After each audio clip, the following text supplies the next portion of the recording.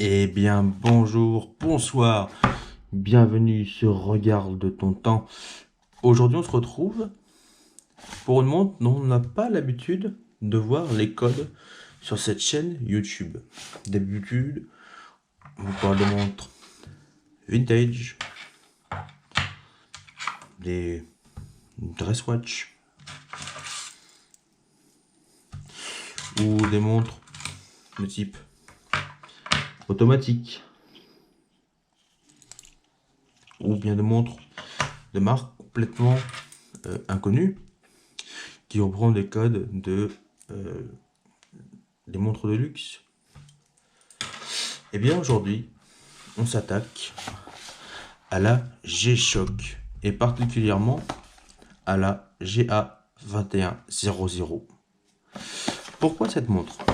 Il existe plein de modes pour cette montre là et il se trouve que j'ai craqué en achetant cette montre là. J'ai trouvé des modes sur internet et je me suis dit que ça ferait un bon tuto parce que je n'avais pas trouvé de tuto en français, donc pourquoi pas.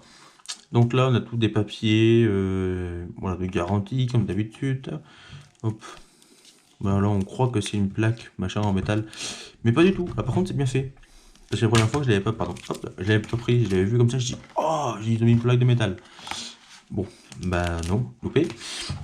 Et là, alors attention, G-Shock, c'est bien. Mais c'est une usine à gaz, le truc. C'est vraiment une usine à gaz. Alors, par contre, c'est vrai qu'il y a une chose qui est bien, c'est que on a le chien qui vient d'arriver. Non, on a les fuseaux horaires. Et c'est vrai que ça fait qu'on n'a pas à régler les montres. Du moins l'heure, ça se règle tout seul. C'est tellement bien. Franchement, c'est magnifique. Franchement, ça c'est cool. Donc la boîte, par contre, alors le carton est énorme. La boîte à côté est ridicule. Bon bref, c'est pas très grave ça. Hop, donc on lève comme ça. On se retrouve avec un petit mousse là, puis plaisir. Et là par contre la montre est quand même super bien emballée. Alors on va parler un petit peu d'histoire. Hein. On essaye toujours de parler un petit peu d'histoire de la montre dans les vidéos de la chaîne. La G-Shock est arrivé chez Casio à cause d'un ingénieur. Il travaillait pas du tout dans le domaine des montres chez Casio, mais il a fait tomber sa montre et elle s'est cassée. C'est dommage, ça quand même, c'est vrai. Eh bien, il a pris la loi des 10, c'est-à-dire la pile doit durer 10 ans, doit résister à une chute de 10 mètres et avoir 10 ATM, donc 100 mètres, 50 mètres.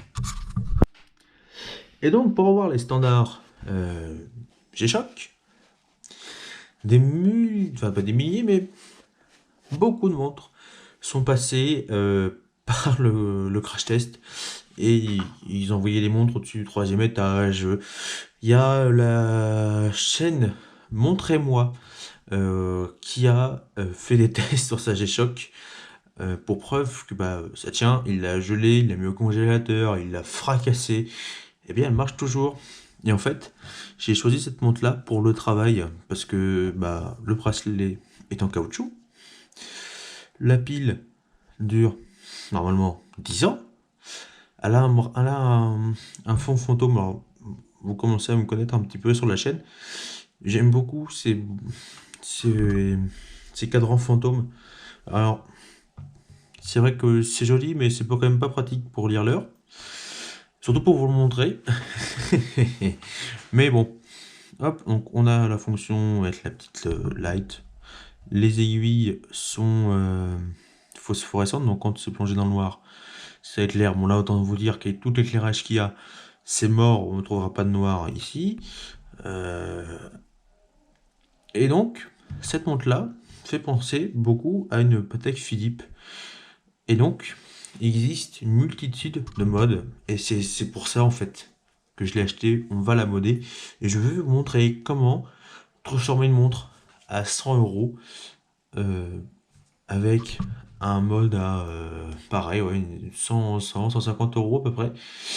Et bien comment on transforme ça en une très belle montre, et surtout on peut la personnaliser, et pas juste rester avec une montre, bracelet noir, fond noir, tout en plastique, voilà.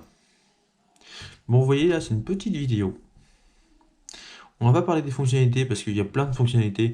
Et honnêtement, je me suis fait chier un peu pour la régler. Je me suis pris à 2 fois pour la régler, pour régler l'heure. C'est chiant. Donc je vais pas la dérégler. Je vous le dis de suite. Le manuel là en plus, il est assez mal expliqué. On ne nous dit pas les boutons au début.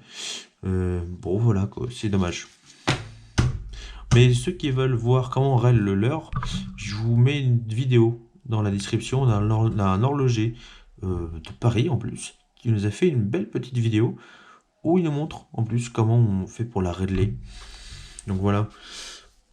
Hop, voilà ce que ça donne au poignet. Tac. Hop. Tac. Hop. Voilà. Et donc ça donne ça. Pour le boulot, ça va très bien et ça fait le café. C'est surtout ça le plus important, c'est que ça fait le café. Bon, pensez à vous abonner, je vous fais pas trop chier avec ça. Pensez à vous abonner, à laisser un petit like, et puis bah on revient prochainement. Donc pour modder cette montre là, on a aussi d'autres vidéos de prévues. Et il y a autre chose que les déballages. Sérieusement, vous allez manger un petit peu. Allez, à plus!